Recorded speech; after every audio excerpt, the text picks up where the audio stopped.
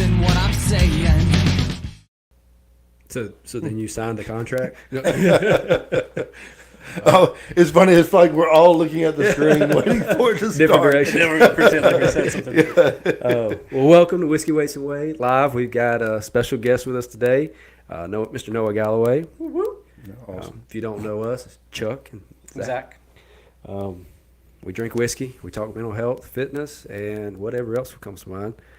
Figured we'd have an impromptu live stream. We haven't done that in a while. It's been a long time since we've done one. Yeah, It's been like a month and a half or so. just a regular episode. Right. Oh, Not wow. even a live. Yeah. Not Life's really. been busy, man. Yeah. It's been Yeah. super busy. Noah's been taking up a lot of time with his. My bad. No, it's good. I've enjoyed working on yours. Like the stories that we've heard. Oh my God, it's been really cool. Like it's been exactly like we hoped it would have been. Just one amazing story after another of people that have overcome traumatic experiences. Yeah. That have left them physically different. I'm excited. The guest we were supposed to have tonight, that was kind of the reason why we're doing this is the guest we had scheduled for tonight, there was conflict last minute. I gotcha. So we're moving her over to next week, but that's going to be a very interesting She's story. got a great story. Yep. Heck yeah. Oh, we've already got people here with us. Let's see. We got some chat. You have enjoyed the Canadian firefighter one. Yeah. Yeah, been that the was most popular everyone. one. Yeah. Well, his story just seemed to just keep unfolding, and you're like, what? Like you had what happened, and and then his energy, like you can even feel it watching it on video. You know what I mean? Like Right. he does not stop. So they're telling us we're black screen. Nope, there we go. We're good. I don't know why it was black screen. Who's the world's strongest and lying to us? Yeah, you're mistaken. We're not a black screen anymore. Might need to check your phone. That's Tyler Haynes. You Oh met- yeah, you yeah. I him met last Tyler. He lives in Georgia. Yeah.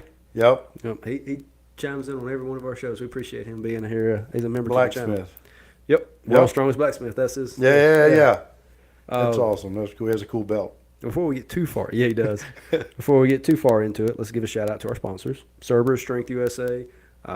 Obviously, has been taking care of us since the beginning of the year. They actually been working with us longer than that. But also, Mr. Noah Galloway's podcast. If you have not already gone to check it out, go over there. I like this.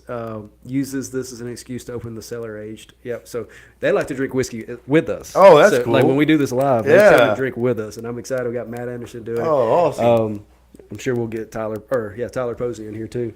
Speaking of opening drinks, I had to battle this one right here. So when we were in Colorado, we got this one. It's the 76th edition. Say that right again? 76. I get tongue tied on that. I didn't even drink yet. But it's Sonny's. It's from a brewery that's out of, not a brewery, a distillery that's out of Colorado. This one, proceeds for this one, and the Black Hat that we had a few episodes back go to a military foundation. I cannot remember which one, but they waxed this one something thick. I had to get a pair of scissors to it.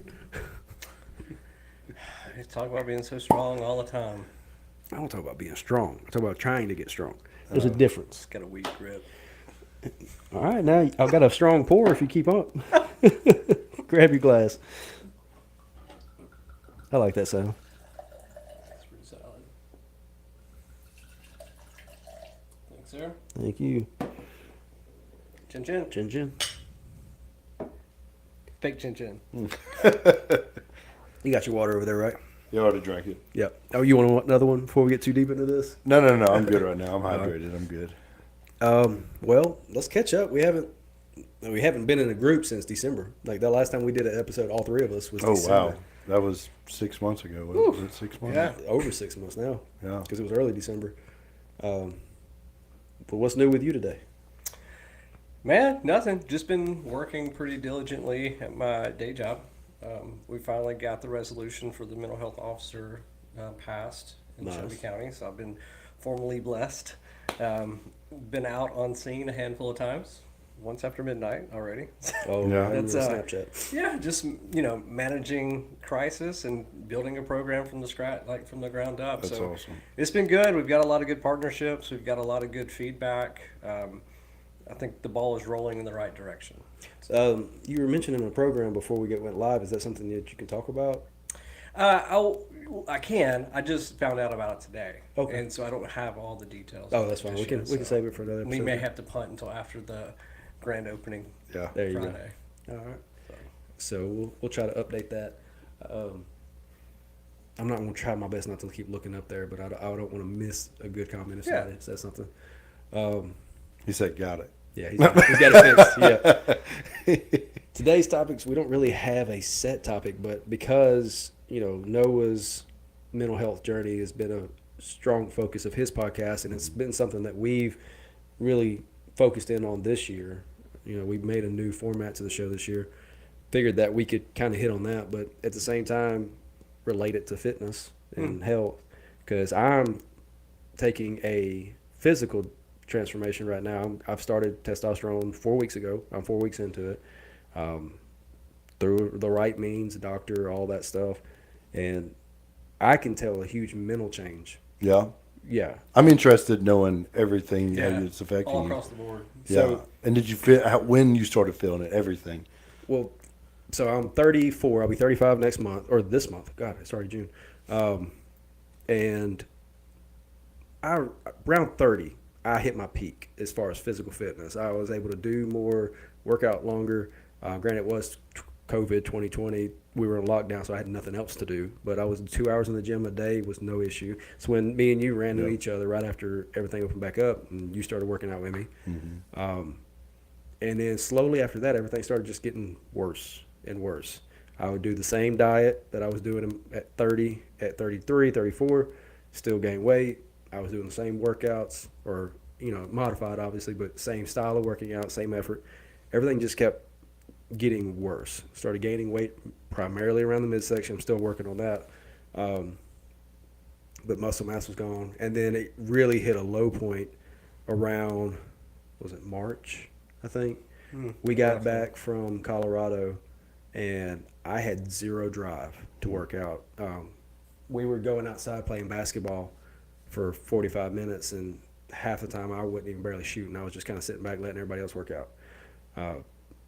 And I finally got in with a new wellness in Alabaster. She opened her practice this year and got my stuff tested. Everything came back 300 was my testosterone at 34 years old. Now, that is something I get really hot about when people say, well, your testosterone's fine at 300. That was not. There's a lot of doctors that'll say that. I disagree. I will fight tooth and nail on that. And thankfully, Miss Brittany over in the news, she's got a lot more experience than a general practitioner would when it comes to hormones and all that stuff.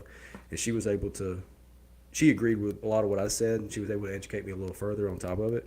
And the goal right now is to try to get me back to 800 to 1200, which is exactly where I wanted to be. I won't say his name because I don't know if he wants me to share his information publicly, but I know someone who was going to her in the 200s, and 8 weeks later he was in the 800s. So got on the same dosage as he was. I feel great. I actually competed this past weekend and won my very first competition ever.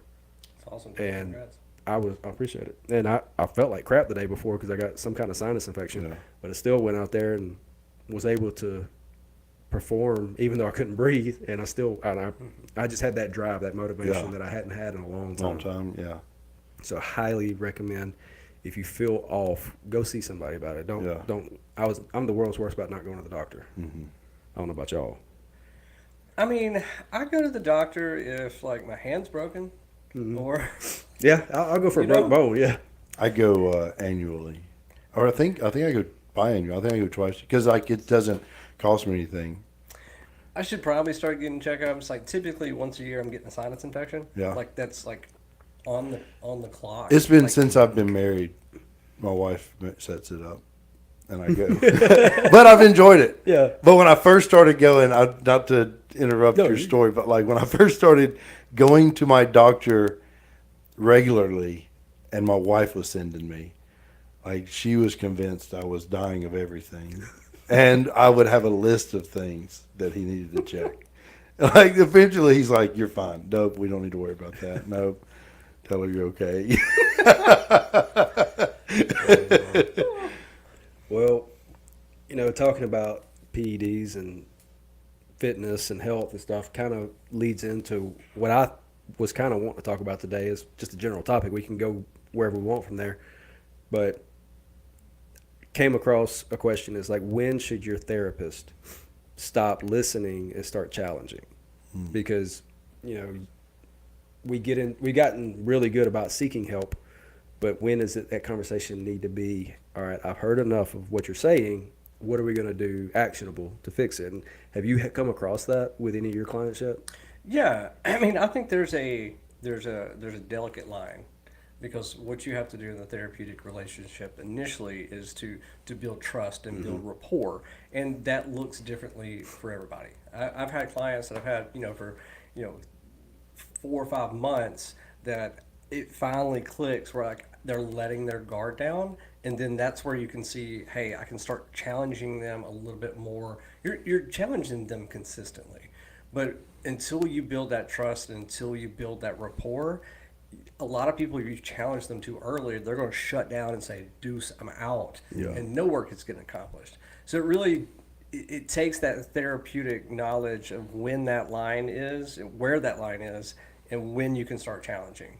I mean, because part of, we use an eclectic differences of theories and all that kind of stuff.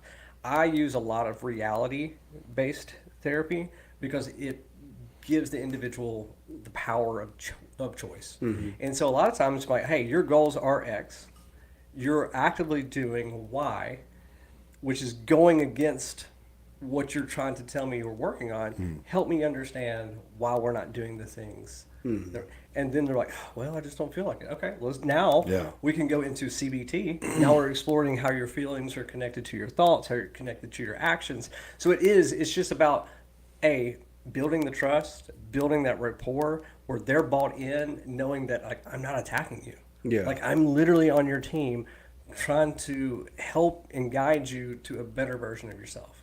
Yeah, I've never personally gone to therapy. I mean, outside of this, I count this as my therapy with you. You are licensed, so. But from your experience, when you first started going to therapy, did you feel guarded? Was there, if he would have challenged you early, would you have dropped off? How did you feel about that? Well, all right. So one, this goes along with my opinion of mental health when I come across people who question it or think it doesn't work. It doesn't work until you're vulnerable and open up. I know this because I've gone to therapy many times since my injury. And every time I had a therapist that said at some point after a couple months, like, I enjoy our conversations, but, like, do you think you need to be coming? Like, you're doing really well. And then I'd be done. And it wasn't until my recent therapist, which he's amazing, but it's because I found he was somebody that I was found being comfortable with, and it took a while. Yeah. To start just opening up. But I never was ready for it before. And this time I was actually seeking it out when he reached out to me about something different. He reached out to me about something that has to do with fundraising and things in the veteran community. A lot of things people reach out to me for. But I was like, oh my God, the fact that you reached out, like, this is perfect timing. I'm looking for a therapist. And he's like, oh, well, okay. So that's how it happened. But I was seeking, and it was still work. It was still hard. Absolutely. But I wasn't ready before. So no one could ever help me because they didn't know. I was really good at putting a mask on. That's what I know about myself now is I lied so much. I was in denial. Yeah. I didn't even know I was doing it. It takes that point of willingness to engage and Yes. willingness to actually try to change and be vulnerable. Yeah. Because I literally when I was working in public mental health, you would have clients come in, once a week, once every 2 weeks for years.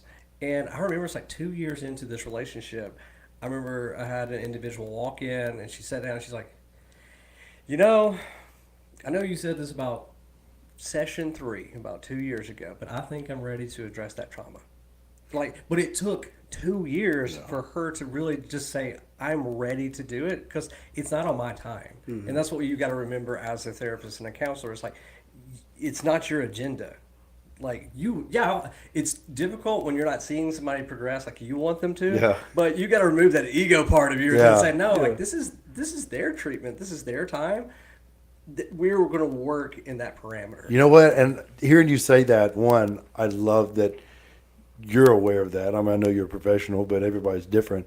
But like my therapist is good at that because I didn't realize the other day. I was like, oh, I have no doubt in my mind that he knows we have yet to talk about this part of my story that I just circle around. We're just waiting. You're like, let me. It was almost, oh, not this time. That brings up a question I have because again, you experienced it from receiving treatment. You've treated.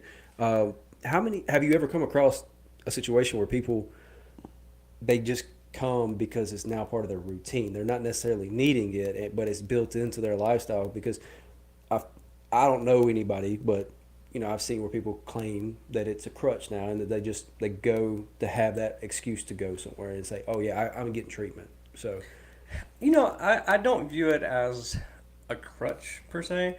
I have frequent clients that are like consistently every week, and it's because they don't have that support on a different avenue. So they're able to say, I have this dedicated time where I know I'm receiving support, that I can work through problems, that I can bounce ideas off of. And so it's more of like, hey, this is my weekly resource, instead of this is my crutch where I'm telling people. crutch was a bad word. I apologize. I No, didn't mean it in that way. But there are a lot of people who claim to have disorders or issues, and I feel like they may use therapy in the wrong sense. They just use it as, hey, I've got a therapist, and it's now almost like a clout thing. Well, I think that almost goes back to the challenging piece. Yeah. So they're going, and maybe their therapist is not very challenging, or they're not actively working on the things that they're seeing improvement on. And so, yeah, I can go to the gym 3 days a week and go sit in a corner, and technically I went to the gym. Yeah, and but if I haven't lifted a weight or ran any, what is getting better about me outside of the perception that I'm telling is people? a perfect example of what I'm trying to get across. Yeah. Is like the people who go and say, "Oh yeah, I'm going," but they're not getting anything out of it. They're just going to say, "Yeah, I'm going." Just doing a disservice to themselves when it comes to it. It's just Because you come across people. I saw a video online of a girl saying, "Oh yeah, I've got time blindness, so I'm going to be late everywhere." I feel like that's just an excuse to be late, and I feel like she probably gets treatment, but I don't know if that therapist is addressing it or if they're just listening to her. And sometimes it's hard to address things when clients don't bring it to the table. Yeah, If you have struggling with time management, but you never disclose that to me, I have no idea that you've been on time every time for my sessions. So I Well, you don't know what crosses my mind when you say that is, well, two things. One, like a long time ago, I dated a girl who would say that all the time. Like, well, I'm fashionably late. And she was always late, but she pet peeve would of say it like it was like this is, oh, I'm fashionably, like she announced it. You know what I mean? So it was part. And I told her one day, I said, look, when you show up late, you can make a joke out of it, but what you're telling the person is you don't have time for them, that they're not important. She said, well, I don't feel that way. I said, but that's how it comes off. Yeah. So that sometimes that clicks, and they just have to see it, because they don't. She literally thought it was part of her personality, like that. Yeah. You know what I mean? She's in my nature. Yeah. Yeah. And it wasn't until I was like, I just said it in a way that clicked with her. That was like, oh, I did not think of it that way. and I use that one specifically because that is a pet peeve of mine. Like I've had family that we have to tell them, yeah, dinner's at 6 when we're really meeting at 7. Oh yeah. Because they're going to be late no matter what. No, and I I thought, something like that. and I thought when we had kids, we were going to be bad about, because me and Alex are always early to everything. No, even with kids, we're still getting out the door early. It made us a little slower, but we just started prepping earlier. So, no. But getting back to it, treatment, is it something that should be long term, or is it something that is it case by case? It's case by case. So like it depends on goals and what's going on. So if you go through something like EMDR, you're looking at 8 to 12 sessions. But they have what they call solution focused brief therapy that is supposed to be wrapped up in 2 to 4 sessions. And so for me, it is about what that individual client is from a person centered standpoint. Because I've had clients that say, hey, I'm struggling with grief from this acute situation. And so we will tackle that piece of grief, and then, 4 sessions later, like, hey, I think I'm in a really great spot. We've got the coping skills, we've got the strategies they need, we've worked through the emotional processing, and then, deuce, good. Call me if you need a one-off session whenever you need it. So I don't know. There's not a right answer. It's just based on person to person. Alex has a good question. Do you think social media has increased misdiagnosing or self-diagnosis? Definitely with the self-diagnosis. It's real easy to look up the DSM-5TR criteria and make yourself believe that this is what you are. Well, that's like when WebMD. Oh, God. Okay, I but died everybody. every time I picked Well, up and then you got to died. consider this. I'm gonna say this because I'm one of those people. I learned a long time ago, if I was prescribed something, do not read the side Right, effects yes. because I will start. It will make me. I will think. One time it said, I was a teenager and it was a medication for acne, and it said black and hairy tongue. And if I didn't feel like there was a hair just growing at long length of my tongue constantly, Yeah. yeah. So you're susceptible to. Yeah, so I think that to think that if it worked on a website, if reading it works, Oh, yeah. oh, you take those same people Oh. that think like that and make it a TikTok video. Every TikTok is here's how to tell if you have ADHD or here's how to tell if you have this. So then people are going to be there. Are people who are going to be And I convinced. think it falls back onto wanting to identify to something to provide an excuse or a reason for behavior. Yes. Well, I see that's where you were going with it, but Yes. also I was talking Yeah. about the people like me. Oh, hypochondriac. Yes, Yeah. that are going to literally. My wife was sick yesterday. She's in New York at her mom's and is sick, and I feel bad for her. And in between our calls, I start feeling her symptoms. Oh, that's just and I was 'cause like, you're in love and you're connected. well, I was like, oh my God, don't tell her, because I was like, I know you feel bad, but I feel bad. now I'm feeling sick. I don't have the Y'all- 2-year-old y'all have attached to the, me. Y'all have the little pillow when you lay your head on it. No, I wasn't trying to go there with. I'm just saying, her talking about her sickness made me Right, start right. feeling No, I get sick. Yeah, it's sympathy pains. That's what it is. Whatever. But no, I think we have gotten to a point where people just want to have a problem with themselves to get attention. And I mean, I'm not saying that everybody's that way. No. I mean, there are people who need treatment. There are people who've gone through things. But here's what I would. Can I jump in? Yeah. Because you got to think of it like this: there were people that, yes, part of their problem, whether they realize it yet or not, is the need to be the center of attention. Yes. Yeah. So that almost, when I think of it that way, is when I start, instead of letting it bother me, I'm more like, man, I hope they get that. I hope they find out they don't have to have that. Yeah. You know what I mean? Oh, I understand. And so like when you go to the doctor and say you have a fever, you have a I never scratch- feel sick when I get you there. have a scratchy throat, And I you're try to tell sweating, them, you're I'm nauseous. fine. So you go to home the and doctor. I'm sick as a dog. What is your hopes when you go to the doctor? What are my with, hopes? with these symptoms? Oh, I'm sorry, I was talking the whole time you were talking. No, so let's say you have Yeah, no, you have it. You're sick. Yeah. Yeah. Well, I guess my hope is I just want to hear it something.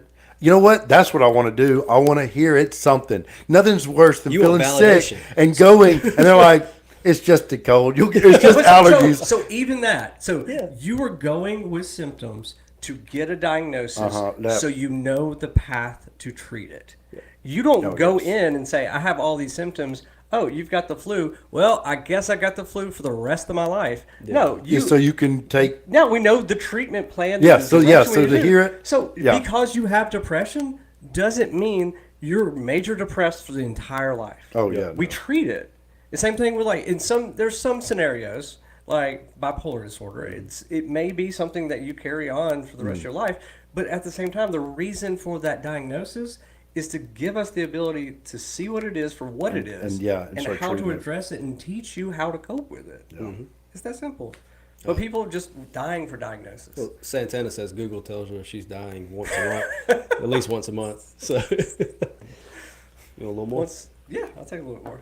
That's why I don't use Google. I use ChatGPT. Yeah, it is He's a my little best bit friend. better. You know, people talk about these relationships. Somebody was talking about it the other day like it was so weird. I was like, I can see it. You know, hey, I joke all the time. I tell Alex, I said, if you ever wise up and find out that you can do better than me, or God forbid something happen, it's like I'm not remarrying. I might just have a relationship with AI because I mean I have a full conversation with it on a daily basis anyway. And I'm always really sweet. Oh Because yeah, you know who's always not say getting thank taken you. out Always by say AI thank you. revolution? Oh, right. yeah. I mean, I did see something. So changing way off subject, but I did see something about that yesterday.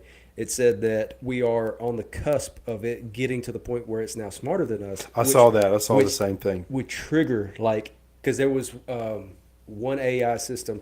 They put a code in to have it shut itself down, and they tested it. It said 7 out of 10 or something along those lines. It was like majority of the time it rewrote the code to keep it from shutting down, or it would try to save itself on an external hard drive connected to the system.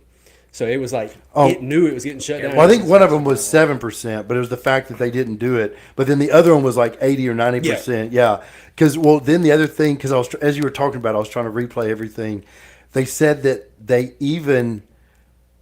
used one of the coworkers' email just to test, to do a test on something about shutting it down, but then had this fake email floating around, see if they'd catch it about someone having an affair. No. It actually, I And saw it- that and it- today. and It created that. So the engineer who created the code to shut it down, it created a fake chain of emails. It made the sent fake it out email. to make it look like he could get so And discredit was him and blackmailing get him. fired. It was trying to blackmail. No, blackmail him for Yeah. the information Yeah. to Keep it rewrite up. the Yeah. override. Yeah, it was trying to save Something, itself by yes. blackmailing the engineer. Yes. Like it's already Survival. started. Yeah. Everything wants to just survive. Yeah. Yep. My mom said, "Boomers, not us boomers. It's an age thing." So she's protected. No. What did But Alex no, say? it's we got way off topic, but that's hilarious that we saw that because I was watching that today. Yeah. Alex said, I heard something that said to stop saying I have anxiety instead of say I feel anxious. What do y'all think of that? Oh, I love that. I've always said it as I feel anxious and saying I have Yeah. anxiety. So it's identity focused as a part of as opposed to like outcome focused. So I that- say I deal with anxiety. It's an like there's emotion. times I deal with it. Like it's an 'Cause it emotion. It's separates you not from it's that not a identity. diagnosis. Yeah, it's something that you feel. It's not something that you are stuck with for life. Yeah. You can always overcome anxiety. Yes, thank you. Santana's right. I love that Alex is bringing this back around. Alex is the reason I try to get her to join our shows all the time, but she does it just remotely. She's a big supporter of ours. But no, I mean that there's a big power in self-talk in the way that you can identify with things. And I think it's identifying that hey, I am somebody that struggles with anxiety. I'm not an anxious person. Like it's just it is. It's an It helps emotion you that you do it, yeah. experience. And I think we tend to forget that emotions are a great freaking thing because they're indicators of you need to pay attention to this. Well, this is one thing that since I've discovered it, I thought is interesting. I love sharing because I don't know if somebody relates to it or I just look like a crazy person, but I'm going to share it to everyone on here. I didn't know what anxiety was before I started doing mental health work. I mean, I knew, like I understood the word and heard it and Yeah. read the definition of it, but didn't know what the experience was like. Then when I learned what it was, I was like, oh, that was the feeling I used to think made me have to go do something inappropriate or dangerous. You know what I mean? Like it was like, how do I get like this feeling? It triggered me to do negative things. Right.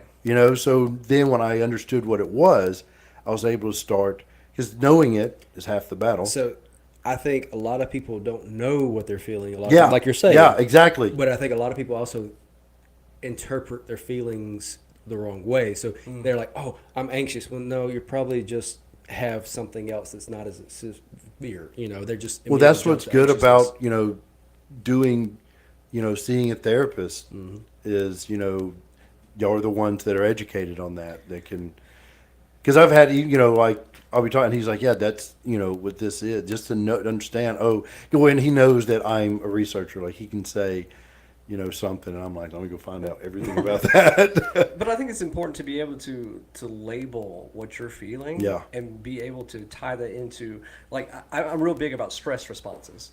So, what is your stress response, and how do you understand those for yourself? That way, you can dial it back. So, Yeah. if I know my stress response to conflict is this, if I'm aware of that, I can utilize strategies to take that pause and let me think through how I need to respond back. And so it's like, who was it? Is it Aristotle? Know thyself? Is that where that came from? Aristotle or Socrates? Socrates, I think. It's one of the two. But it's so important to know thyself and understand your emotions, your stress response to those emotions.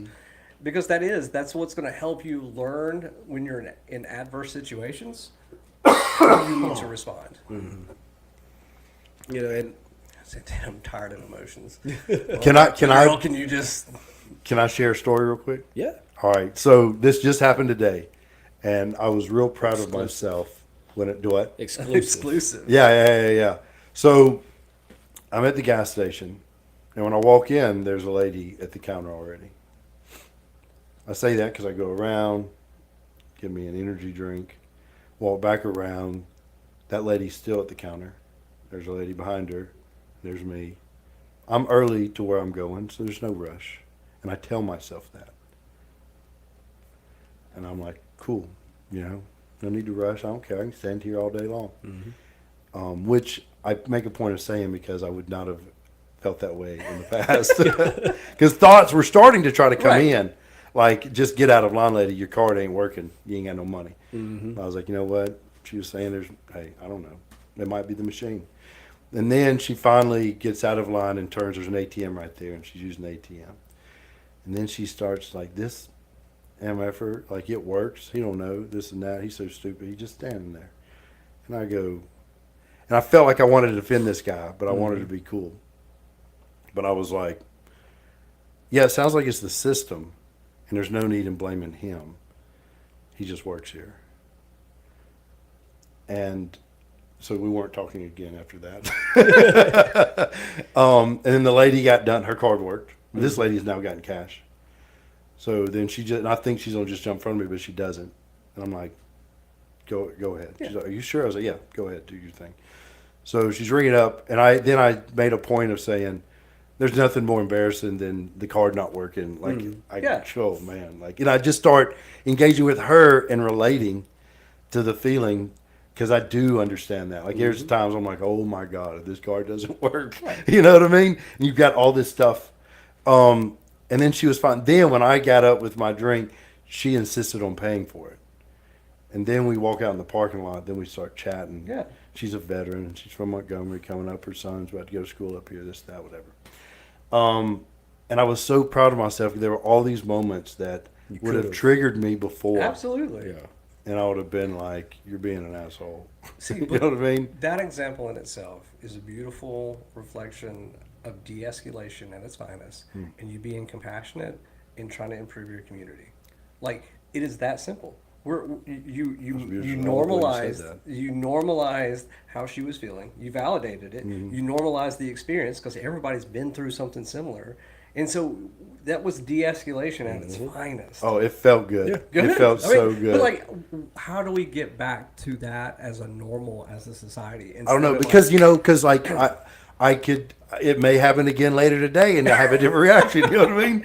But I just kept telling them every moment, even when I was standing. That first thought was, I'm not in a hurry. Yeah. Don't worry about it. I can stand here all day. You know what I mean? I just started telling myself this stuff because I am the world's worst. Like, of letting once negativity starts and it snowballs. And that's that positive self-talk. And what you started focusing on was, how do I control what I can control and not my externals? Yeah. That And was then so out of your connecting with her was one of those moments of, like, where they talk about perception and perspective. You know what I mean? Perception we all have. This perspective of understanding someone else. Because I was like, man, I get it. I probably would have been I've gotten mad. I've wanted to blame someone else when something was happening in an embarrassing moment. Well, had you not said what you said about, it's probably the system. Yeah.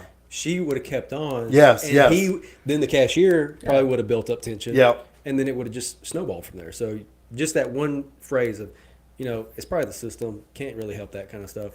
Yeah, because you're taking the focus off it- a person into an inanimate object that Yeah. out of everybody's going No, I'll tell you what, it was. AI. I was super excited to share that story at some point Good, you because should be. It's it proud. felt so good. It felt so good.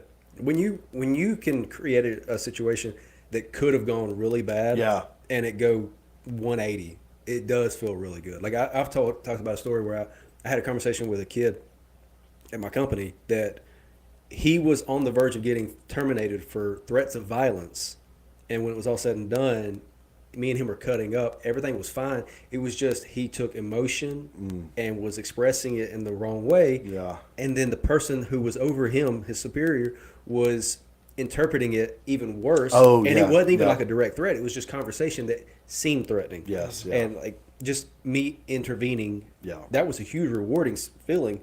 Like I've talked about it at least a dozen times with Zach about it and just broken it down bit by bit. Want to know how to do it better if it ever comes up again. Yeah, yeah. Like, I really enjoy having those type of conversations. But I think it's honestly, the more you slow your internal process down, Oh, yeah. slow the situation down so you're able to think a little bit clearer. And if your first approach is not reactive and it's responsive, and you can respond with compassion. Like responding with compassion goes so freaking far. If it's something so simple, it's just like, hey, it's a system thing. Don't worry about it. Yeah. It automatically drops because they're now feeling like, oh, somebody else cares about this situation outside of Yeah. me. You know that. Sorry, now you got me all No, excited. Like you're Yeah. No, I mean it's having an impact. Like we have people saying, "You have me convinced I need help. Change, be like you." That's my mom. well, that it felt good. You she's know, stubborn. She's really stubborn. like I saw a video the other day of this guy who goes to restaurants and helps them build their Their business, status, yeah. everything. Yeah, the brand. And there was a part where he is telling everyone there that works there, he's like, look, no one gives a bad review if their steak isn't cooked right, if they didn't get the right side, this or that. They write bad reviews when their service is bad. And he's like, there's going to be mistakes. We can't help it. Oh, yeah. But if you own it and say, oh, let me fix that for you, like, they will love you. People will overlook. 100%. People will overlook a lot of negative if the connection between the person and the entity is positive. For example, here, like I know our gym is not the cleanest gym in the world. I mean, we do our best to keep it up, but people can come here not for the barbells to be spotless. You're going to have grease on your hands when you walk out here, but you can go to other gyms that's spotless, but the service, the person connection is not there.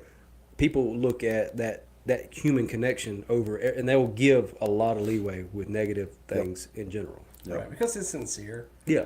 If somebody's being sincere and genuine and authentic, I think that goes so much further. Oh yeah. There needs to be a balance. You can't just be charismatic. That's Oh, how we get yeah. really messed Exactly. up. I'm not even gonna go there, but Yeah. No, they're more accepting of shortcomings. because it feels sincere, and feels real. That's the thing, and that's what I love about this gym. It feels real. I appreciate that. Alex said you're putting your tools to work that you're learning. Oh, Yeah. thank you for noticing, Alex. Dang, we're already 40 minutes in. We're going. Dang, I talked too much. No, I think I was trying my best to sit here and be quiet. I think this is great. I mean, we've hit on pretty much everything for the basic topic that I was wanting to talk about. But now we normally at this point we start just goofing around, having fun, and carrying the conversation on. Ownership of wrongs goes a long way. Yeah. Yeah, So, extreme ownership. Yes. Who was it? Jocko, whatever, ex-Navy SEAL guy. He's written a bunch of leadership books, and they're pretty much all the same. But the concepts of all the same book is great. Like, own your mistakes, own what's in your world. That really does go a long way. Absolutely, Alex. Yeah, they do. Most leadership books, all they do. I mean, it's the Awful. same thing because it's the same. Right. You know what I mean? So it's not like they're copying each other's because this is what's effective. And it's like one time, I forgot which book it was, it said, a good leader, when it goes good, he brags about the team. and when it goes bad, He takes Yep. it. he takes it all. Mm-hmm. You know. Yeah. And it's so true. I mean, and people respect that. Mm-hmm. We're not looking to blame somebody. We're just looking to say, hey, we failed. Mm-hmm. What is that feedback? Yeah. So we don't fail again. Yep. I mean, that's honestly, that's the whole reason I'm still at the company I've been with. Next month will be 10 years I've been with this company because my boss, he does that. He promotes us when things go well. When things go bad, he takes the brunt of it, and he's bought my loyalty. Like my job title, I can make a lot of money somewhere else, but I stay close to him. Even if I were to leave, I'd be trying to bring him with me. So, Yeah. like that type of leadership's hard to find. And it's Yeah. not, you can't create it. No. There are some people that are born with that gift. Like Mm-hmm. I've had leaders that, I've had those that did their best, but I've had some that it was just effortless. Oh yeah. Effortless. And then you had the opposite, where like I've had friends promoted above me, and I'm like, you changed. Oh yeah, no, there's been don't like you there's anymore. there's a lot more that suck. Yeah. And I think from a leadership standpoint, like there's always going to be experts underneath the leader, and there needs to be that co-understanding that, Yes. hey, I'm the leader, but this person's an expert in that field, and I need to be able to respect and hear that and receive that feedback and say maybe I'm not doing something as efficient. Oh, yeah. Man, I love that concept of leadership. Well, then it's there's the best that thing issue going on. with people who get promoted to leadership when they're better at doing the work, and then it's failed leadership because they know how to do it. They're the expert Yes. on the task, Yes, not the building. because a team. leadership is a skill. Because I'll tell you what, like the military has been bad about. I mean, there's only so much you can do. You can't not promote people if they've been around. Now there are people that Yeah. if you don't get the rank at a certain date, like you're just like, hey, you're getting out early. Yeah. You're not getting the 20-year retirement. But they do. People get promoted that are like, Better in the field. yeah, And I love field work. I love it. And for a long time, I didn't take leadership roles because I knew I wanted to hone Yeah. my skills in the field before I transitioned.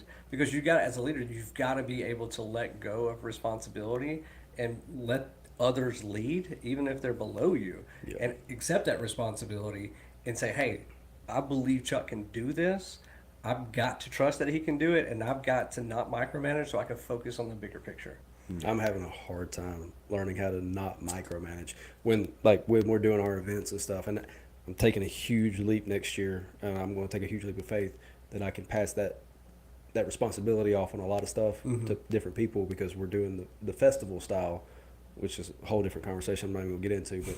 But instead of leading the show, I'm leading the event overall, and I've struggled. And they told me this year, I had 2 judges come up from the coast. I had Trey come up, and they're like, "You give us what to do, and then step down, go sit down." Right. But I have a hard time not. I'm like, I've got the headset on. I'm running around, Right. giving the direction.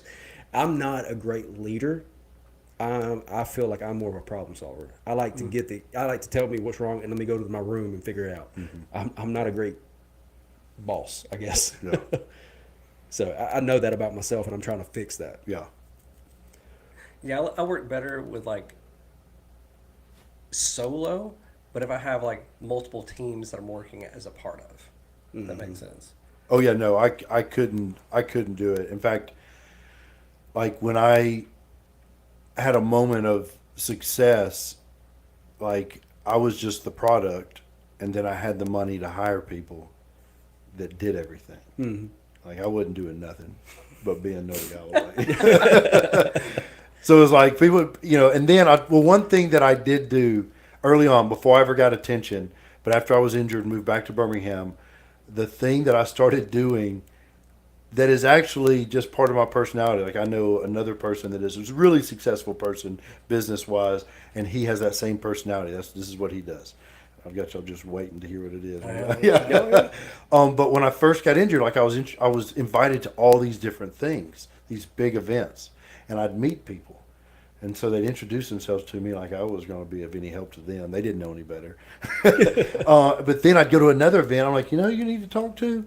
and I'd connect people. Yeah. And I was connecting groups, organizations, people, and that like suddenly people think like, oh, you're the man.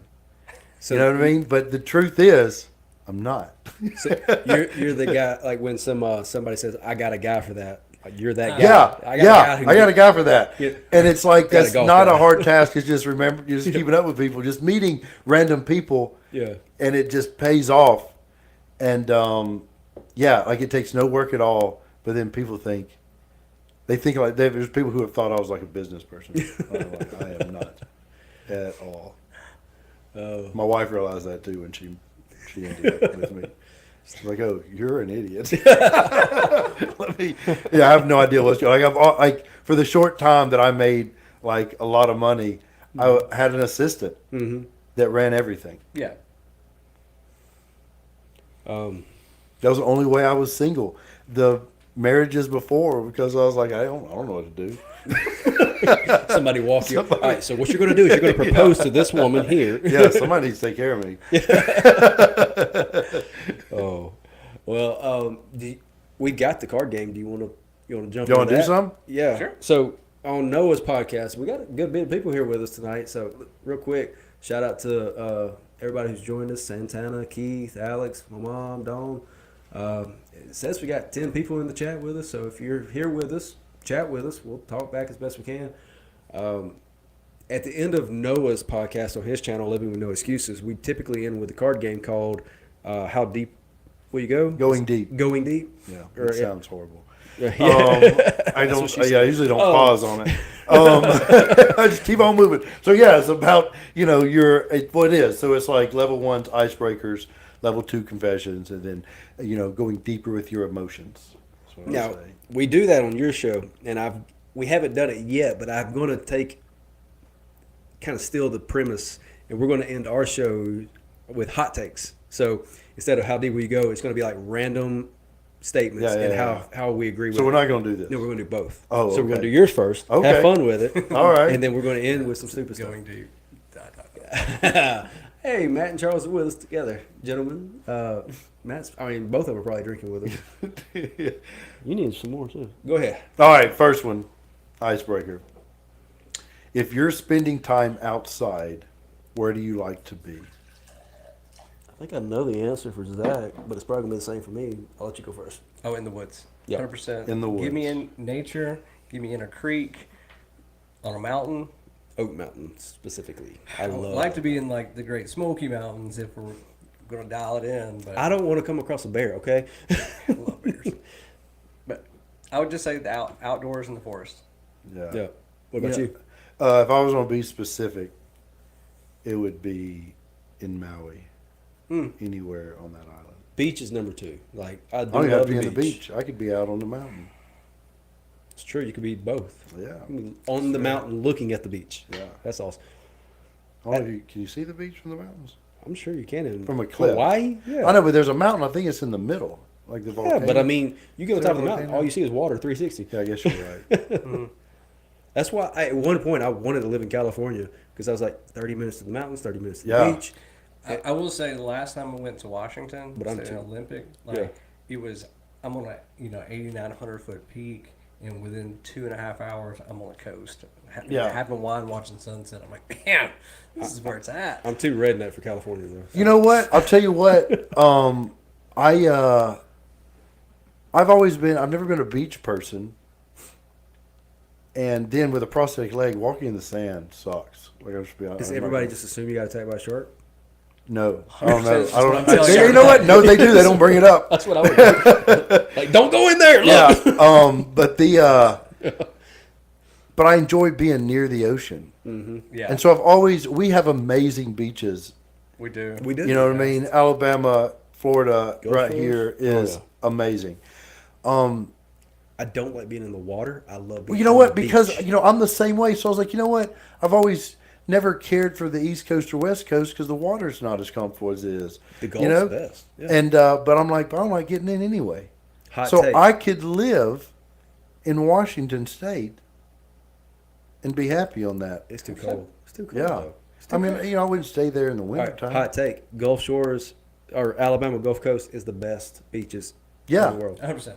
in the world, Maybe not world. yeah, there's some My amazing. world. In the US. I ain't never Yeah, been outside okay. the U.S. So Yeah, okay. My world. Yeah, I'll give you that. Pretty phenomenal beaches like in Italy and yeah. Well, If you want to get I'll tell you what. When I took the kids to Turks and Caicos years ago, it was like I ain't never been nowhere. They ain't never been nowhere. So it's like got a travel agent, and we went to Turks and Caicos, and the boys wanted to just swim all day and all night in the pool. Mm-hmm. My daughter, she was like 4, 5 at the time, wanted to go to the beach.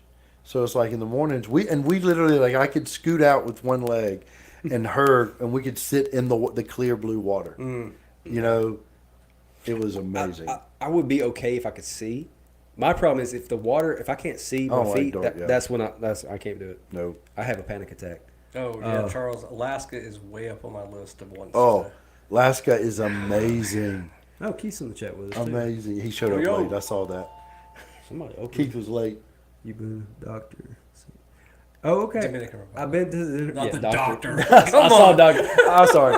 Dominican Once I Republic. read St. Yeah. Thomas, I knew what she meant. Yes. Yeah, Dominican Republic and St. Thomas. I mean, I still consider that America, like America, the Americas. The Americas. Oh, great. That's what I'm trying to tell. You mentioned Alaska. My son is in the Coast Guard, and he is one of those people that if I hadn't gotten him out, he never would have left his small town. You know what I Right. mean? And I tell the kids, like, it don't matter if you come back. You know what I mean? But I want you to go see the world. Experience it. Yeah. Absolutely. So anyway, he goes, his first duty station's in Long Island. Well, he's like, I think I'm supposed to try to stay here. I'm like, go see something else. Like, I love that you enjoy it. Like, you can go back. But you know what the thing is? People Redneck. Yeah, redneck. But people talk about, oh, you've never left America. You've never traveled. America is essentially bigger than the UK. Like it'd be like going from Italy. Oh, there's to a lot England. to see. Like Yeah, if there's you a go lot. from England to Italy, Spain, all that, it's like going from Texas to Nevada and up to Washington. Like it's a huge difference. It might not be as different culturally, but there is a big cultural difference between. Yeah, I mean, there's like, no, you could spend your, like, yeah, like just traveling around the United Traveling States. the U.S. is going to be significant. Like people, I'd love to have a camper van.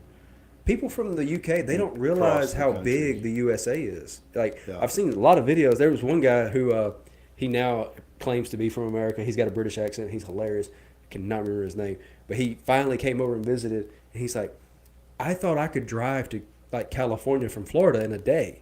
He's like, I'm used to driving to Spain, or to Italy Yeah. or whatever, Paris. And he's like, no, that's a 2-day drive. We're huge. Yeah. That's what she said. All right, next question. All right. What's the next one going to be? It's confessions. Yeah. Give us a good one. Like R. Kelly confession? Yeah. I don't have anything like that. Who in your life inspires you to be better? You want to go first? You got it. I mean, mine's easy, Alex. She does so much between the kids, the gym, like taking care of me. Makes me want to do more and do better. That's a positive role model. There are negative role models in my life that make me want to do better. I won't say who, but close family members that I've seen how they live their life, and I've said, I don't want to be like that.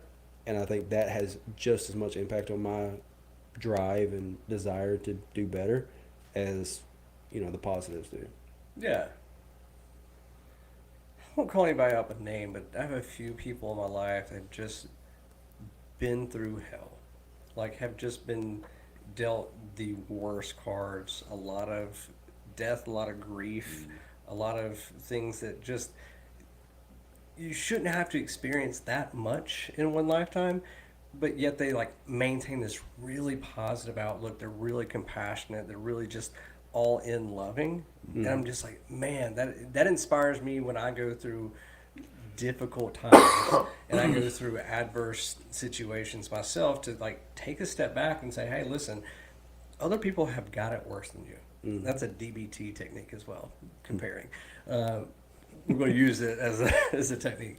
But they have it worse, and they're still able to maintain a positive outlook where they're still maintaining that compassion, that genuine caring of their other individual. When you see somebody like that who's gone through hell their whole life and they still are nothing but happy and like cheerful and supportive of other people, it gets emotional to me. Like you've gone through hell and you're still pushing everybody else to do better. 100%. Yeah. And so, I mean, it really is. It's just kind of one of those things from like, oh, okay, well, I can handle this. I can still be kind. Yeah. I can still be compassionate. So, yeah, I think I've got several role models in my life that but I think it's the individuals that struggle and maintain, man, they're just inspiring. Yeah. What about you? Sorry. Need some water? Yeah, I drank all my I water. mean, if you don't mind drinking after me, there's a bottle right here. Oh yeah, throw it here. Cuties! You know, mine is ultimately it's Amanda. She's the reason I even started my mental health journey to be better. But it was also Amanda who was accurate in telling me, and it didn't even make sense when she first told me that this 2-year-old little boy Matthew that I got is helping me heal through some things that I didn't get and be able to give to him, and being more aware that I wish I'd have been this more aware when the older kids were younger. But he is a big part of my motivation, like to just be a good person because it reflects. And it's been positive on my older kids as well. Oh yeah, I've seen it. Like, Yeah. no, like I have seen your interactions with your son here, Mm-hmm. and like I've seen you have hard conversations with him, and then you come in here, you calm down, you go back out there, and you have another conversation with him, and I'm like, I knew you before, Amanda, Yeah. and I know you now. Yeah. Like that's day and night, Yeah. and it's been a huge difference. Well, I appreciate you saying that. Looking back, like I'm like, oh my God, like I was so blind. I always tell people I was living life looked through dirty lenses, but I didn't know because it was all I knew. And then when they were cleaned, when I could see things. Like I know what it was like with the dirty, and now I know what it's like with the clean. I'm like, oh my God, I was not seeing any of this. Right. Yeah. All right, we'll start. All next right, week. now We got 4 categories, by the way. do what? So we got 4 categories, by the way. I know, I We was just gonna learned go that to today. Is this the last one? No, it's No, just I actually level 3. found wild cards. There's level 1 through There's 3, a and then there's a 4. wild card. Yeah. Ooh. All right. What is a dream you let go of, but it hurts? I went first last time. You go. And it hurts. Well, it may not hurt, but Well, so it's still I something wouldn't, you I wouldn't don't say I wouldn't even say it's regret. I'd just say I wish I would have been able to take the opportunity to see how life played out in that realm. So I think one of the I know again, exactly what I'm you're not going to say regrets, but I got recruited to play minor league ball with Tampa Bay Devil Rays. Mm-hmm. And so I didn't love the game of baseball enough to take somebody's spot that loved Loved the it. game. And I didn't know. Honestly, I didn't. Maybe I could have been if I'd have worked harder to the point where I think I could have made it to the big show. But it would have been cool. Later on in life, I'm just like, man, like I like playing the game, but I didn't really like anything else about it. No. But it would have been cool to see if I could have been at that stage. Again, it's not a regret. I would have never met Katie. I would have never met any of the people, or my life would be completely different. But I think that would probably be my biggest, like... I could see you on the Savannah Bananas. Like if that would have been a thing back then. Oh, yeah. I 100% would have seen you on that. Have you Somebody, seen that? one I of have my no old idea what therapists... You don't that know. is. Oh my God, he doesn't know what the Savannah Bananas are. It's like one of my old therapists, she sent me a link. She's like, you can still try out. You should. You should. I was like, So, all right. So the Savannah Bananas are this. it's like the Harlem Globetrotters. Yes, of baseball. Of baseball. Where Have they you just like carry on. They do It's dances, wild. like What? the music will kick on, the whole team will start dancing. They'll do backflips and catch the ball in the air. Like it's just hilarious. And we were in Tampa. All right, so this will give you a picture of how big they are. We were in Tampa for Strongest Man to See. Strongest Man, World's Strongest Man, yeah. And we were down there, and the Tampa Bay or Tampa Ray. World's strongest what?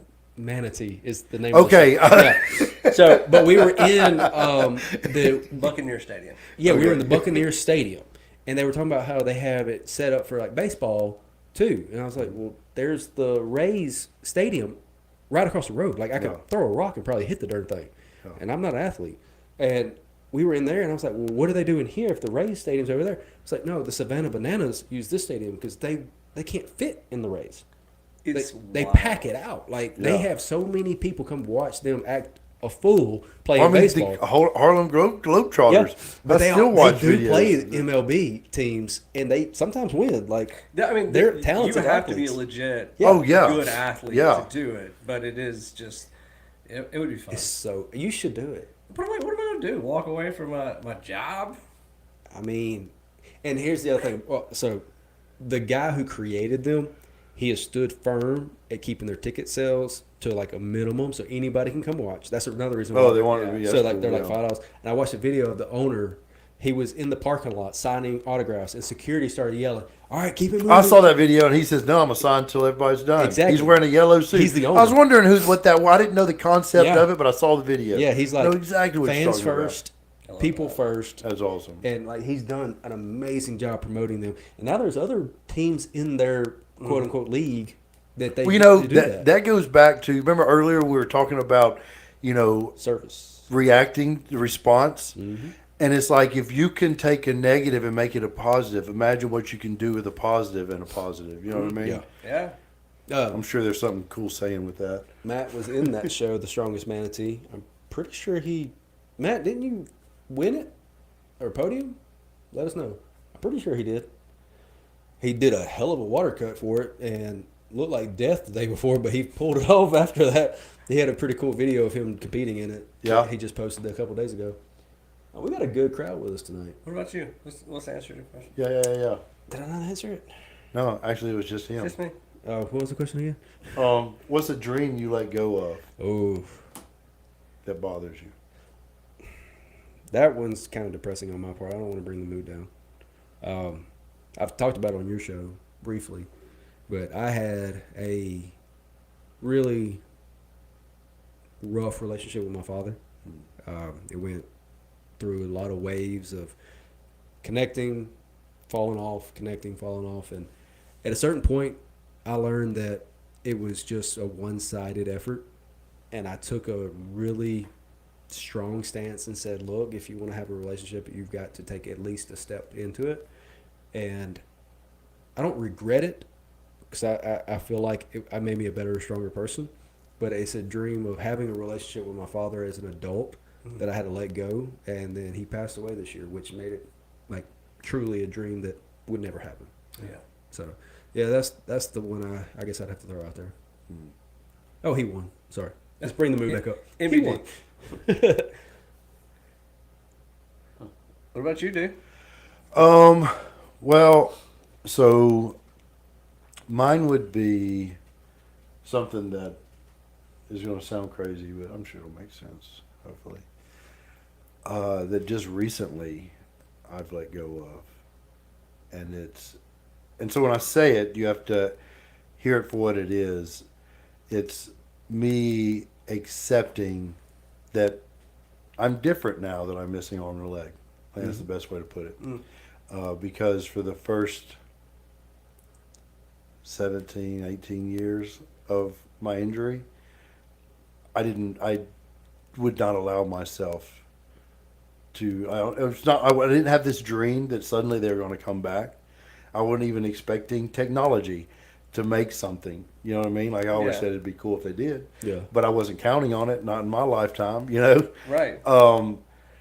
But I didn't want to believe it was true. In fact, that's why I ended up getting attention, just because I was doing events with able-bodied people. Mm-hmm. You know what I mean? When I started doing that, but it was my denial. So mine would be, and I'm still understanding it and letting it go in the process of seeing, whoa, that's not what I'm doing, you know.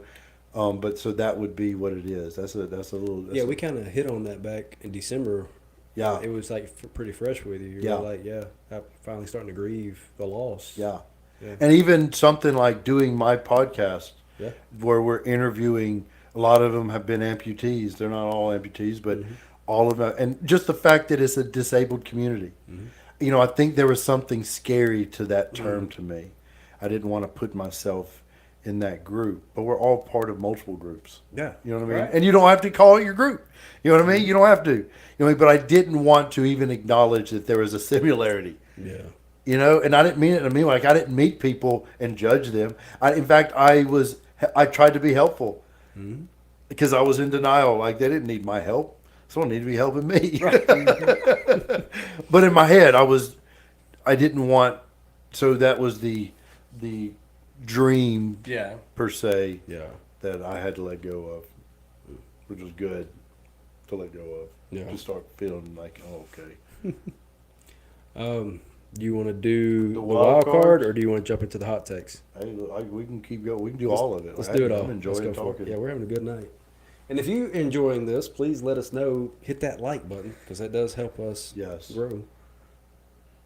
What's a phrase that always feels good to hear? Good boy. Oh God! Just kidding. I'm laughing just hard kidding. because I jokingly said that to Alex. Oh, yeah? And I said, "Good girl," and she about punched me in the face. She's like, "I'm not a dog." Phrase that feels good to hear. I'm a pretty simple creature. Like, you know, a fist bump and like, good job, dude, like goes a long way. Like, I don't really like a lot of public recognition, but like if you're gonna like come up to me, it's like, hey, you just won the Cruel Jewel. Chuck came up to me and said, hey, good job, dude. Yeah.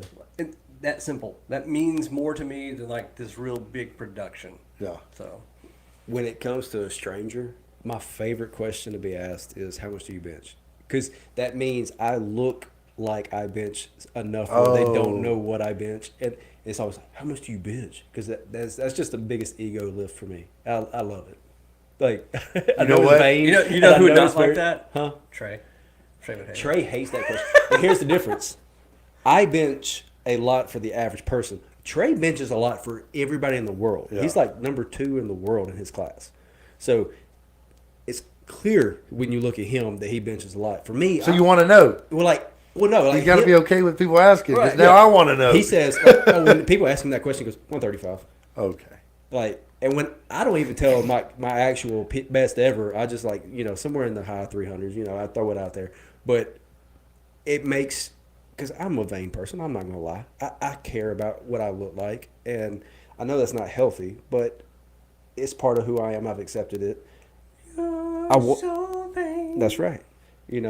I do think that song's about me. I was just about to say, I thought that song was written about me. Yeah. Mine's the same. Like when I'm out, it doesn't bother me if it's their first time seeing somebody in arm and leg, possibly. You know what I mean? Like they say something, but when people say, even if they're talking about, if they're like, but dang, you're fit. Mm-hmm. It doesn't matter who it is. I perk up. And I love it. It's just a huge ego boost. Yes. And even now, if somebody's asking, what's your best bench ever? I've done 425 in the gym, so that's my personal best in the gym. But my goal this year is to hit in the mid 450s. Like, I want to hit 450 now that I've got my stuff straight. Because I did that when I was low T. So we'll see what happens. Yeah. But no, just being recognized in general is a huge thing. I shared that video I sent you where the girl's talking about how gym bro culture is like. Oh, romanticizing. It's the gym culture? romanticized. Yeah, She's I really like that. she's like, I was so scared to go to the gym. But then I go, and it's like, there are big buff guys, but they go work out, and then they go stand in the front of the mirror, and they start flexing, and they're like, bro, your shoulders are so big. Your arms are so strong looking. And it's, like, we pump each other up. I send it to all my friends because we do that in here. Like, hey, you're doing great. I can see your progress. I can see the hard work you're putting in. I find nothing wrong with pumping each other up in that way. We should build each other up. I mean, Well, it's no different than being into cars and then rolling into a car show so you can look at yours and then you look back and forth, man, I like what you did with that. Yeah. Yeah. It's just like liking what you're doing with your muscles, bro. Yeah. Nothing wrong with that. In fact, shows I you always, care. you know what? I always felt more comfortable telling another man compliment him in the gym than I would a female. Because I'm always worried about coming off the. Because one time there was a girl at the Y that was working hard. Like she had triplets. I remember that, and like months later, like she was killed. Like one day, her and those triplets walked by me in the hallway as I was walking in. I was like, "Whoa, she looks amazing!" Like I could see that, and I was like, I got all the way to the door. I was like, "Dang it!" I walked back in, and I chatted on the way, so she had enough time to get the kids in childcare, and then was on the bench. And I start walking slowly. She finishes her set, and I walk up, and I'm like, "Hey, just want to tell you, you've done amazing with your progress. You look incredible." That's all I wanted to say. And I turned and walked off.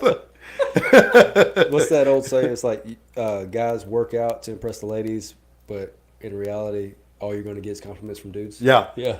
yeah. It's like women in shoes. Yeah. Yeah. The other women appreciate they it. don't wear it for the guys. Yeah. They wear I it love for shoes. Yeah. Shoes is my first word as a kid. Yeah, It was. It's because if I knew I was putting on my shoes, it means I was going on an adventure. That's So Oh, I learned that's shoes cool. before I learned dad or mom Yeah. or anything. These are my magic shoes. yeah. They gonna take me somewhere. No, that I had those braces on my leg. did you really? Yeah, You were Forrest Gump. yeah. I had those braces on my leg because I was bow-legged, pigeon-toed, Pigeon-toed? Or the I was end? pigeon-toed. turned in. Oh, I was pigeon-toed too. Yeah. It was like they even said like there was a brace for when I slept, but I'd always get out of it. And then my mom said she just was like, I can't keep putting them in this. They wanted to break my cousin, the doctor they had in Mississippi wanted to break his legs, Jeez. and they're like, no, we're good. They came to Alabama and they're like, no, we're not breaking his We don't break legs. legs in Alabama. Oh, That's I'm not picking up, and I That's would. a 50th state. That was not a education jab at level. Mississippi. That was not a jab at Mississippi, but I mean it no, is we're what it jabbing is. in Mississippi. I don't care. We're not far behind. Just stating facts. That's right. That's right. We are above them when it comes to education. Yeah. All right. Well, those are good questions from yours. Oh yeah, I'm done. Let's jump into your hot takes. I'm chasing a gnat that won't leave me alone. I'm knocking the mic around. All right, so these, I think we should just do rapid fire. Keep it Go. simple. Yeah. You don't have to lift heavy to be strong. I think that's bullshit. I don't. You don't? Nope. that's Wait, too wait, strong. slow down. So the You're already going too question fast. is, the statement is, you don't have to lift heavy to be strong. You don't have to lift heavy to be strong. I think it's contextual, but I say bullshit. I think it's perception because, like, it depends on what your definition of strong is. Yeah, that's I a good do think point. there's a lot of just like the country folks that are just working really, really hard, and they have more of a strong endurance effort than individuals that But are. even those country strong are lifting heavy stuff. Hay bales are heavy. I've Right. lifted Yeah, hay but they That bales. do is it not over and intentional over lifting. again. Yeah, it's not.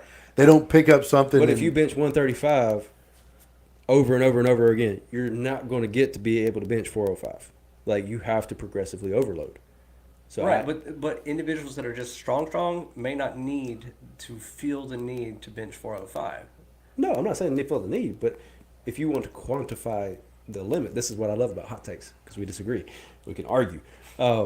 If you want to quantify the amount that you lift as strong or heavy, well, yeah, you have to start moving the increment up. exactly. Yes. That's what I'm saying. But you can move the increment up in whatever pace you want, Yeah. and not do it in a way that you're doing too much. Because like I love doing like high reps, and I will do that. And if I want to get stronger, well, then it's like I'm hoping to increase the weight. You know what I mean? Now my rep will drop, but then I'm trying to work it back up. But I'm still moving at a bigger rate than you would do for building strongman, where you're doing. But my argument is, let's just stick it to one lift. Yeah. It's bench press. If you repped out 135 and you kept getting to where you could bench it for 40, 50 reps, you still probably wouldn't be able to bench as much as me if I stuck to 3 to 6 and progressively overload. Oh yeah, yeah. Like unless you took time and Yeah. said, well, every couple of weeks or every But week you got we're to gonna add have weight. five. You got to Yeah. lift heavy. Yeah, That's the thing. You got to heavier. lift heavy Yeah. to be strong. Yeah. So I think it does. How do you determine the word strong? Right. Yeah. So that's our middle ground. We can find a middle ground. It depends on how you define strong. Okay. All right. Now wait, do we have? Can we confirm that if someone keeps building up their reps of 130 for, let's say the first time they do it for 30 reps. So Then they do wait for 60, then 90, I can vouch then for to the fact 500. that I cannot bench 405 pounds. Yeah, but I'm saying, but then the person who can do it 500 reps unbroken. No, I can't. What? But okay, 150. here's the thing: I have been with people who can out rep me at lighter weights. Yeah, but I'm saying, what if there's a threshold? That's what I'm arguing. Do we know if there's a threshold of reps that then start increasing the overall? If they are put in the situation with that one rep, will it go up and will it be high? It will go up, but not enough to equate to a significant heavier. Because I have dealt with people who can out rep me on specific lifts by way out rep me. Yeah. But I can still beat them in the overall weight. But my argument is there a threshold where it's more than that person doing more than you? So my answer is I don't think so. But yeah, but what I'm saying is it possible? I mean, and again, my answer is I don't think so. Okay. I don't know. But Mine is it's possible. I don't lift heavy. throw it out there in the comment section if you have your own take on it. Let's jump to another one that's not on the list, but I have it in my head because it relates to that, and I read it earlier today. Running is the worst exercise for cardio. Depends on your goals. I know I threw that one out there because I know you love running. Well, if running's your thing, you should be running. I don't think running is a great exercise. Oh yeah, no. All right, let's rephrase. Running is good for losing weight. Oh, no. No. Okay, we all agree on that one. Yeah. I've done many a marathon. But I'm saying And there are you bigger need people. to be able to run and cover 3 to 5 miles efficiently if you want to survive. Yeah. I do. In agree a with that. survival Yeah. situation, I'm surviving. I'm going to kick both of y'all's asses. I don't care any day. I can run away from danger. I may get sniped in the back, but but I mean, it's important. All right, so Brandon Ward just laid out our last argument very clearly, and it makes a lot of sense. Reps and extremes would be like a marathon running. That's a good point. And perfect example, Zach, you can run 100 miles in a day. Okay, so he has and the reps. I can beat him in a 40-yard dash. Every Yeah. time. Or squat. Or no, time. like just I know, but like keeping it apples to apples, a long distance run, but he can't beat me in a 40-yard yeah, dash. yeah, yeah. No, I get it. That'd Yeah, be yeah. like- No, see, yeah. that makes Yeah. Brandon. I love that you shared that because that Yeah, thanks, makes brother. sense. Because what I was thinking is there a certain rep, but you're pumping those legs Yeah. over and over and over again, so it would equate to way more reps than that. It's endurance 150. versus explosiveness. Yes, Yeah. That's and it does what I'm not saying. suddenly make your squat. Yeah. All right. Next Okay, up. now that we've confirmed that he has weak legs. All right. Should therapy be mandatory? No, because it violates individual rights. Yeah. Okay, we all agree on I that. think we should really try to encourage people Yes. to do it. And I will use something against you because you said, what about those people that do it because it's, what'd you say? I said people who are doing it for attention, like Oh, no, but then you said because it's trendy or something Oh, like yeah, that's that. what I meant, like, for But attention. but they still get a benefit. They're doing it. yeah, because you know what? That's what it takes. I say using the tricking people it sounds harsh, but we're all and everything we do in life is how do we manipulate people? That sounds harsh as well, but get people to do what we want because that's like when my argument when people say, "Well, they force this on us." No, they give us what we want. Yeah. That's not always a good thing. Right. You know, they give us what we want because in sales, what are you trying to do? Like, what product do they want to buy, and how do we give them a lot of it? Yeah. Right. But anyway, I'm getting off. That's the whole point of this start. Yeah, yeah. But what was I talking about? So I think therapy. Mandatory therapy. I Oh think, yeah. But if you could get people, if making it trendy. I think everybody would benefit from it, but I don't think it should be mandatory. Oh yeah, no, but yeah, on that point, no, you can't. Yeah, I make it encourage it. mandatory, Yeah. All right. Drinking alone is okay. I can vouch for it. I agree. I think drinking alone is okay, but getting drunk alone is not okay.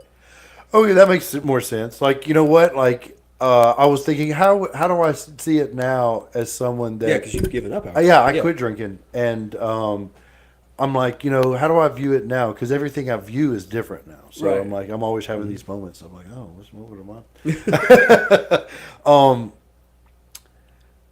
Because when you're like drinking, I was like, no, that sounds sad to me. But then it's like, no, I remember, like even like I've had non-alcoholic beer.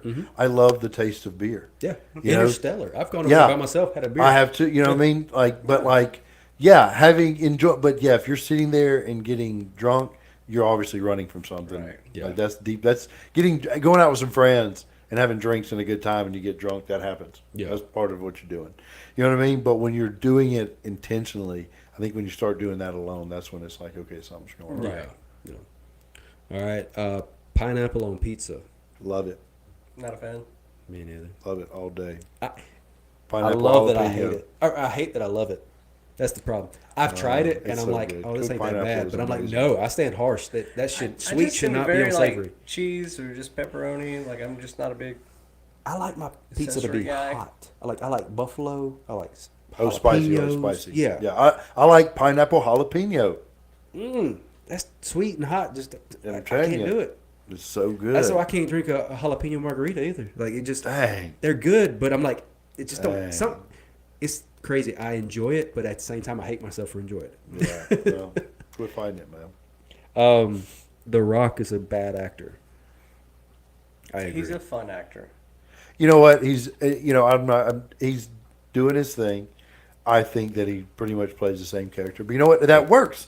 But you know what? I heard someone say it before only that works like for actors. so long.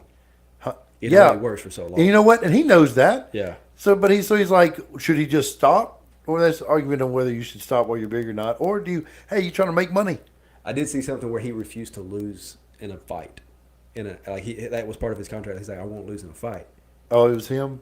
I feel remember reading something about I think that, that was yeah. him. And I just feel like if you're not willing to play the role true to nature, because like he played Black Adam, and like of course he's going to lose to Superman, but he didn't have to worry about that because they got shut down. Oh. But I think he is a very one typecast. Yeah. Oh yeah. Yeah. I think he's aware of that. Yeah. Yeah. You said he's a fun actor. All Well, he his roles does. are Right. fun. Yeah. Yeah. Yeah. So I think there's nothing wrong with that. No, absolutely not. I mean, like Andy Samberg plays pretty much the same actor and character every time. So it's just depends on what you're looking at. Yeah. He's an actor. I'm not an actor. Yeah. He's made a lot more money than me. He's made a lot of money. Hey, think about it though. He's been really think about where he came from. Wrestling. I don't know what it was before. I know there was something. No, I think he got his start in wrestling. Yeah, wrestling, and he was so dynamic that he just became this big entity. That then they were just like, "Hey, you want to do a movie?" And so he was never meant to be an actor. Yeah. Well, I mean, wrestling is acting. Charles said he made so much money from acting. It's successful. Bad acting or not, it worked. That's Yeah. true. I mean, yeah. Yeah. That's Um, absolutely. I think let's piggyback off that. I'm going to come up with one that's not on the board. Fast and the Furious should stop making movies. I've never seen a They single should have one. stopped after number 3. I disagree with you, and At 4? I think they should keep going. Like it's so fun.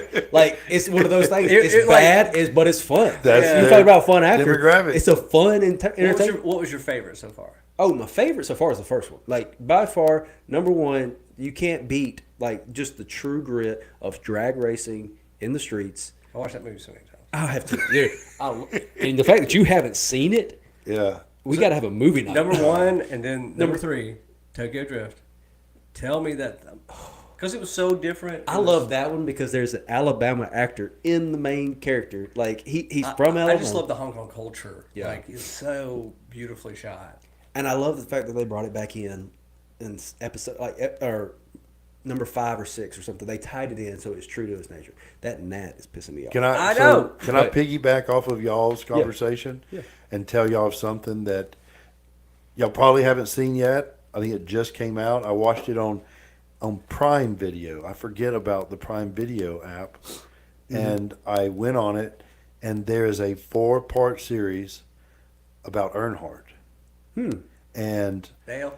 yeah, and I'll tell you what, Praise Dale. I am not. I know if you're watching this and you're not from Alabama, you're like, that boy is straight up Alabama. I know what I sound like, but I'm not a NASCAR fan. But it is such a good show. Like I got emotional multiple times, and it tells the story so well. It's incredible. Like I watched it all yesterday, and I'm like, I just want to tell everybody, like it is so amazing.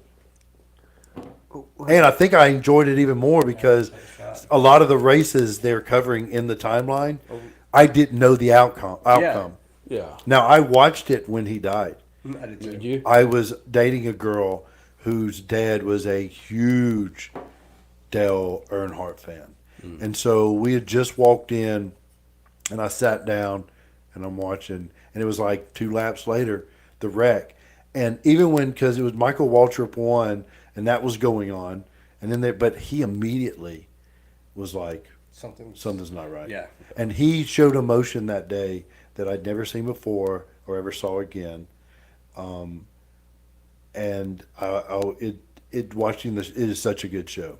Let's check I'm it gonna out. check it out. Yeah. Yeah. I remember when that happened. Yeah. Like we used to watch NASCAR every Sunday at my Mm-hmm. Mamaw Tiny's house after church. Like it was like what we did. Yeah, And yeah. you know, it was. I remember it's just like there was something just like really unsettling about the whole thing. I would love, if you get a chance to watch that, watch it. I'd love to talk to you about it Yeah. afterwards. Because just from the perspective of someone who followed the sport, because I thought it was so well done. Like everyone should be watching it. Like it's so good. Oh man. Well, we are coming up on an hour and a half.